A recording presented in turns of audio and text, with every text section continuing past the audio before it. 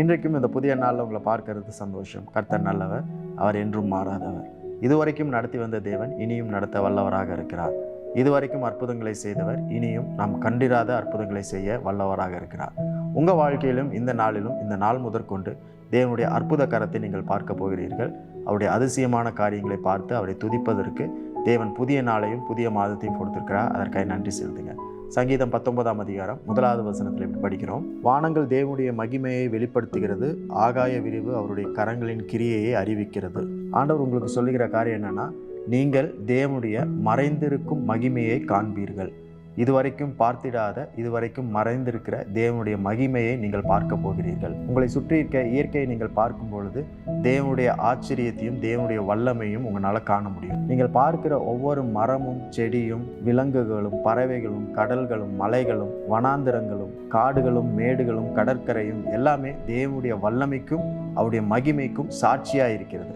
அப்போ தேவனுடைய சுவாபம் என்ன, தேவனுடைய நேச்சர் என்ன, அவருடைய வல்லமை என்ன, மகிமை என்ன அப்படின்றதற்கு சாட்சி எதுனா அவருடைய படைப்புகள் தான், கர்த்தருடைய கிரியைகள். நீங்கள் அவைகளை பார்க்கும் பொழுது உங்கள் தேவன் யார் என்பதை அவைகள் வெளிப்படுத்துகிறது. ஆகாய விரிவு வானங்களை நீங்கள் பார்க்கும் பொழுது உங்கள் தேவன் எவ்வளோ பெரியவர் என்பதை நீங்கள் புரிந்து கொள்ள முடியும், உங்களால் கண்டுகொள்ள முடியும். Similarly, your situation will reveal the hidden glory of God in your life.